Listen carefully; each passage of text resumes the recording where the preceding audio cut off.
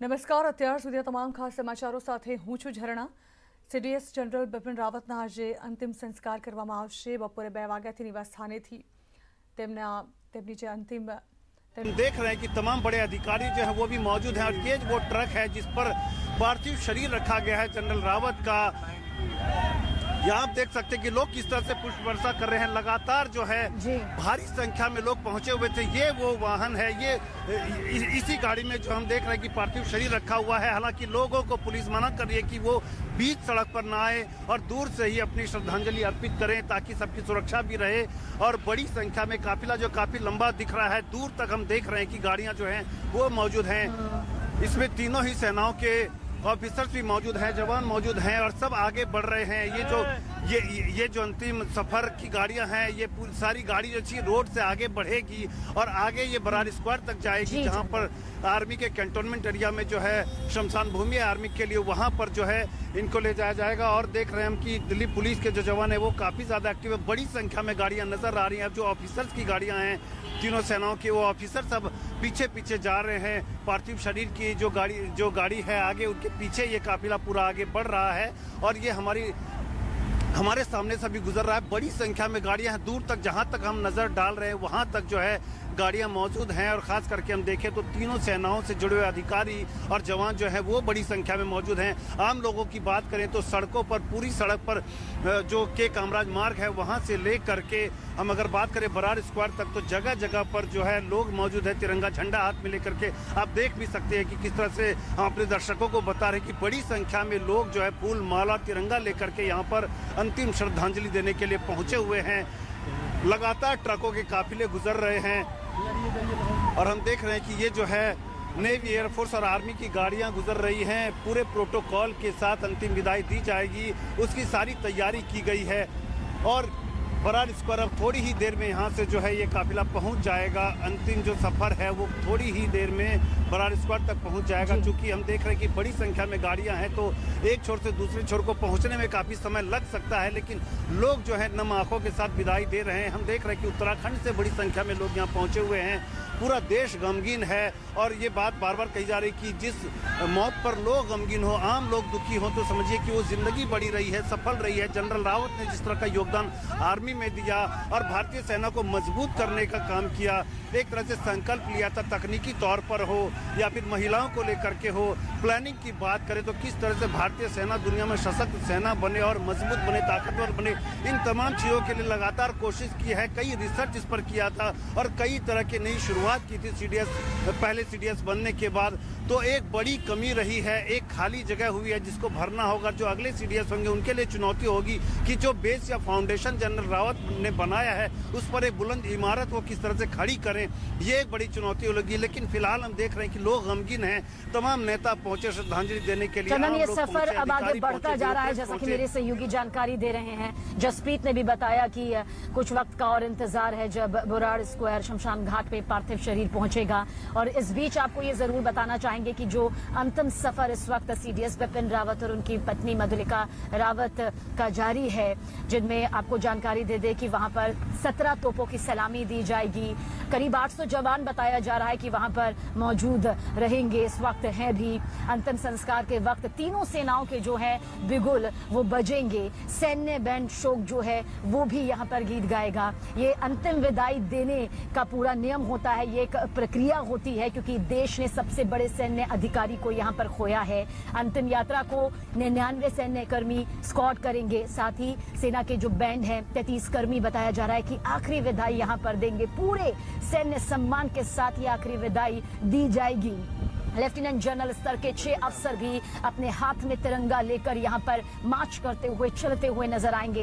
अंतिम दर्शन का अगर जिक्र करें तो 12 ब्रिगेडियर स्तर के जो अफसर हैं वो पूरी तरह से तैनात यहाँ पर दिखाई देंगे। यानी करीब इस पूरे अंतिम सफर का जिक्र करें जो कि कामराज मार्ग से शुरू हुआ, बताया जा रहा है कि शाम करीब 4:45 का तो ये वक्त यहाँ पर लगेगा ही लगेगा जब अंतिम संस्कार की पूरी प्रक्रिया यहाँ पर पूरी होगी। क्योंकि इससे पहले जो विधि विधान है, जो रीति रिवाज है, वो भी परिवार के सदस्य निभाते हुए नजर आएंगे। और जैसे जैसे अंतिम सफर का ये काफिला आगे बढ़ रहा है, और जिसका जिक्र देखिए चंदन भी कर रहे थे, पुष्पों की जो वर्षा यानी कि फूलों की बारिश जो कि 2 वक्त में की जाती है, जब एक बेहद खुशी का माहौल होता है या फिर हम किसी एक ऐसी महान हस्ती को विदा कर रहे होते हैं जिन्होंने हम सबकी जिंदगी में एक महत्वपूर्ण भूमिका निभाई होती है, यानी कि वो पल जब दिल बेहद भारी होता है लेकिन फूलों से श्रद्धांजलि यहाँ पर दी जाती है। यही हमारे रिवाज हैं, यही हमारी संस्कृति है, यही हमारी परंपरा है जिसके तहत हम आगे बढ़ते हैं। पर ये जो दूसरे पहलू है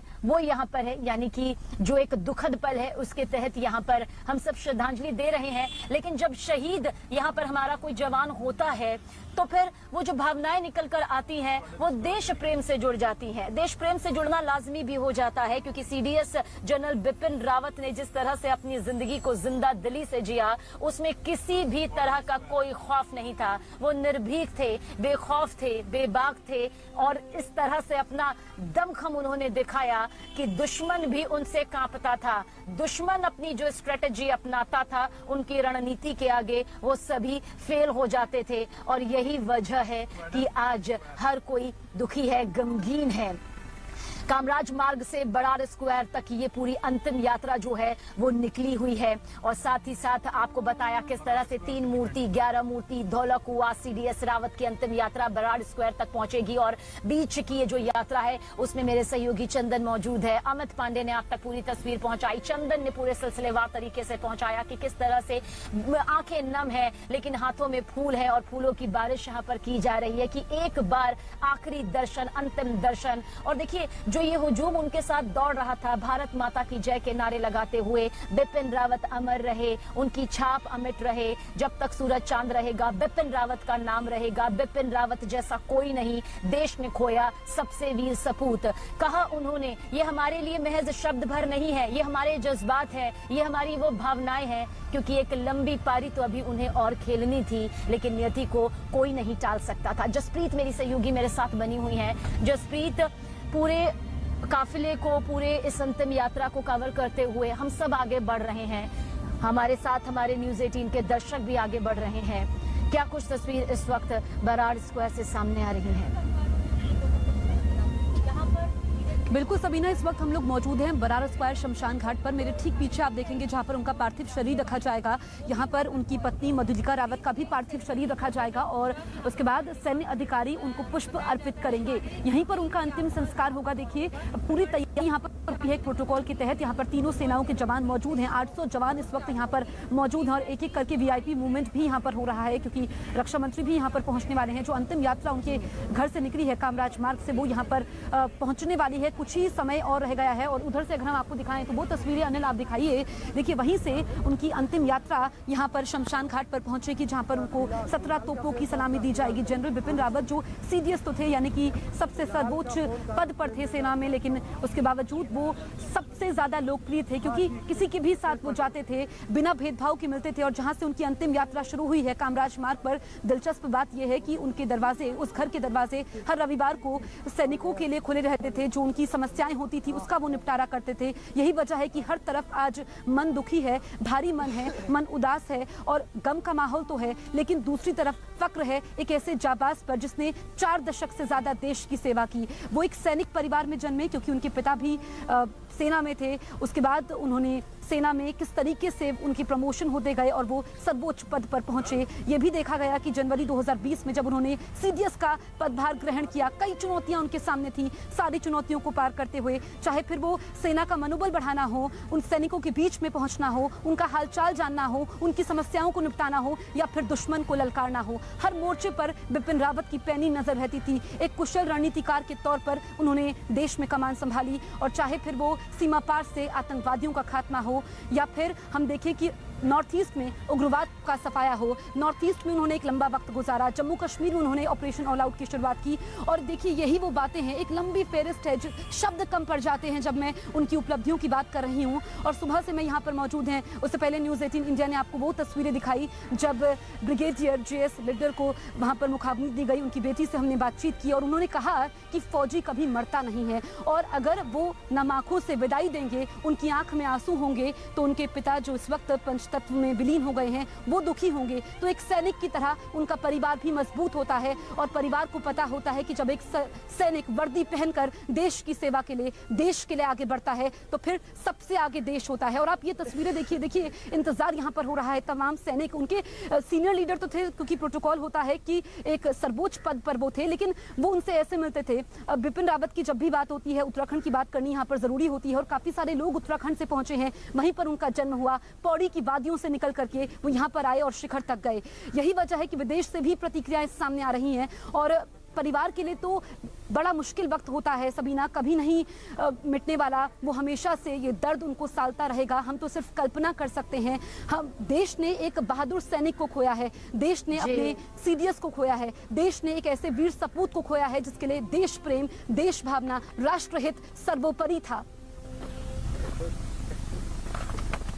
बिल्कुल जसप्रीत, और यही वजह रही, यही राष्ट्र प्रेम की भावना रही कि उन्हें वो तमाम पुरस्कार मिले जो कि एक सच्चे सैनिक को मिलते हैं। परम विशिष्ट सेवा मेडल हो, उत्तम युद्ध सेवा मेडल हो, अति विशिष्ट सेवा मेडल हो, युद्ध सेवा पदक हो, सेना पदक हो या फिर विशिष्ट सेवा पदक, क्योंकि परम विशिष्ट सेवा मेडल और विशिष्ट सेवा पदक, ये सभी पदक और जो मेडल है एक दूसरे से अलग होते हैं, लेकिन ये दिए उसी वक्त जाते हैं जब देशभक्ति की भावना को लेकर कोई अपनी महत्वपूर्ण भूमिका अपने पूरे सफर के दौरान निभाता है। और आप इस पहलू को भी समझिए, ये जो तस्वीर इस वक्त आप अंतिम सफर की देख रहे हैं ना, ऐसा शानदार अंतिम सफर हर किसी के नसीब में नहीं होता। ये एक जवान को नसीब होता है, ये एक उस शहादत हासिल किए हुई हस्ती को नसीब होता है जो हर वक्त देश के लिए तत्पर रहता है। पद और नियुक्ति का अगर जिक्र करें तो सेकंड लेफ्टिनेंट के तौर पर 16 दिसंबर 1978 में वो आए, लेफ्टिनेंट बने, कैप्टन बने, उसके बाद मेजर की भूमिका निभाई,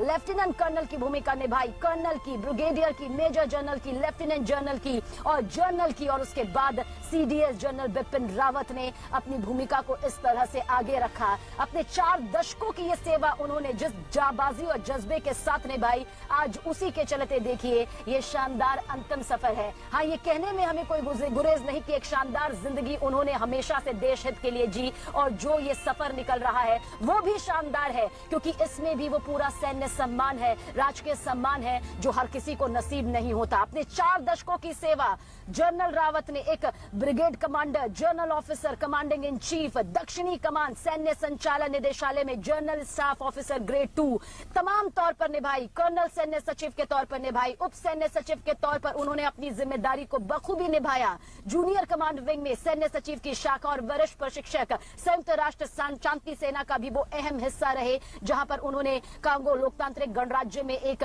बहुराष्ट्रीय ब्रिगेड की कमान को भी बखूबी संभाला। अपनी हर जिम्मेदारी को उन्होंने कामयाबी से पूरा किया, इसलिए एक के बाद एक पायदान पर आगे बढ़ते चले गए। गोरखा ब्रिगेड से COAS बनने वाले वो चौथे अधिकारी बनने से पहले बिपिन रावत थल सेना अध्यक्ष थे। उन्होंने पूर्वोत्तर में आतंकवाद को कम करने के लिए, उसका खात्मा करने के लिए अपनी सबसे महत्वपूर्ण भूमिका निभाई थी, क्योंकि जहां आतंकवाद का नाम आता था वहीं उनका जज्बा उड़ेल जाता था, वहीं उनकी जो जाबाजी थी वो सामने आ जाती थी। जसप्रीत भी हमारे साथ यहाँ पर बनी हुई है, चंदन भी बने हुए हैं, अमित ने भी हमें तमाम तस्वीरें दिखाई। जसप्रीत, एक बार फिर से आपके सामने आएंगे। बहुत जरूरी हो जाता है इस अंतिम सफर के साथ ये बताना कि किस तरह से सेकंड लेफ्टिनेंट की भूमिका से आते आते आते आते वो सीडीएस जनरल तक यहाँ पर पहुंचे। अंतिम सफर भी बेहद शानदार है। हाँ, दर्द दे रहा है, जख्मी कर रहा है, आपको भावनात्मक तौर पर कमजोर कर रहा है, लेकिन सीना हमेशा जब भी नाम आएगा गर्व से चौड़ा होगा। बिल्कुल, हर भारतवासी का सीना सबीना गर्व से चौड़ा है और यहाँ पर मूवमेंट भी काफ़ी ज़्यादा हो चुकी है। अब से कुछ देर पहले पूर्व केंद्रीय मंत्री यहाँ पर पहुँचे और इसके अलावा यहाँ पर अभी हमने देखा कि मूवमेंट काफ़ी ज़्यादा बढ़ चुकी है। रक्षा मंत्री भी अब से कुछ देर में यहाँ पर पहुँचने वाले हैं। तीनों सेनाओं के प्रमुख यहाँ पर मौजूद रहेंगे उस वक्त जब उनको पुष्प अर्पित किए जाएंगे और हर कोई उनको सलामी दे रहा है। देखिए, मूवमेंट काफ़ी ज़्यादा है और एक वैसे तो जो रैंक होती है रैंक वाइज, क्योंकि सर्वोच्च पद पर थे सेना में, ऐसे में सम्मान तो होता है, लेकिन सम्मान वो भी होता है जो दिल से होता है। और हर किसी के दिल में जनरल बिपिन रावत ने खास जगह बनाई, चाहे फिर वो छोटे लेवल का अधिकारी हो। क्योंकि अगर हम देखें कि जनरल बिपिन रावत की कमी इसलिए खलेगी, वैसे तो हर सैनिक में वो कुव्वत होती है, वो महान शख्स, महान होता है कि वो सर्वोच्च पद पर बैठ सकता है। नए सीडीएस की नियुक्ति भी अब से 10 से 15 दिनों में हो जाएगी, लेकिन जनरल बिपिन रावत की कमी हमेशा खलेगी।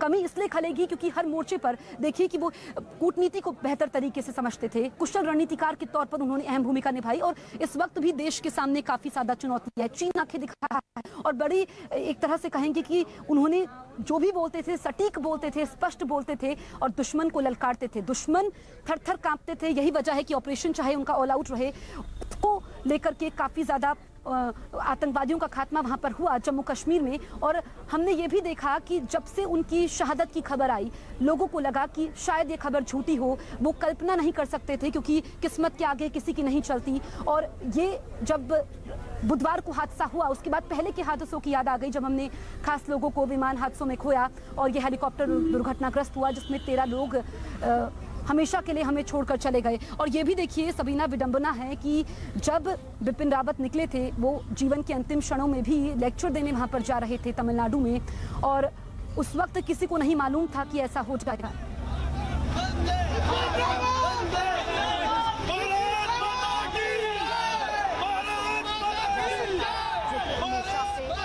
अपनी पति के साथ में रही, इनके एक सुरक्षा कवच के तौर पर एक आदर्श पत्नी की भूमिका में हमेशा उन्होंने साथ दिया, अपनी जिम्मेदारियों को संभाला, अपने परिवार को संभाला, अपनी 2 बेटियों की परवरिश भी यहाँ पर बखूबी तौर पर करी।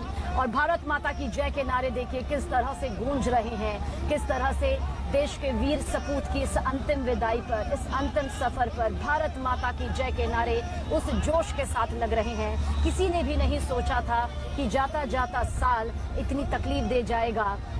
एक नए साल पर कदम हम कुछ दिनों बाद रख देंगे, लेकिन 8 दिसंबर इतना बड़ा जख्म दे देगा ये किसी ने नहीं सोचा था। और आज वही तस्वीर यहाँ पर सामने आ रही है, ये अंतिम यात्रा की वो तस्वीर। તો અંતિમ સફર પર સીડીએસ બિપિન રાવત અને તેની સાથે સાથે લોકો પણ દોડી રહ્યા છે જે તેમને અંતિમ વિદાય આપવા માટે તલપાપડ છે અને સાથે જ ઇન્ડિયન આર્મી જિંદાબાદના નારા લગાવી રહ્યા છે। આજ ખબર પર આગળ પણ નજર રહેશે। હાલ રોકાઈશું બ્રેક માટે। Welcome back. આજનો દિવસ જ્યારે છે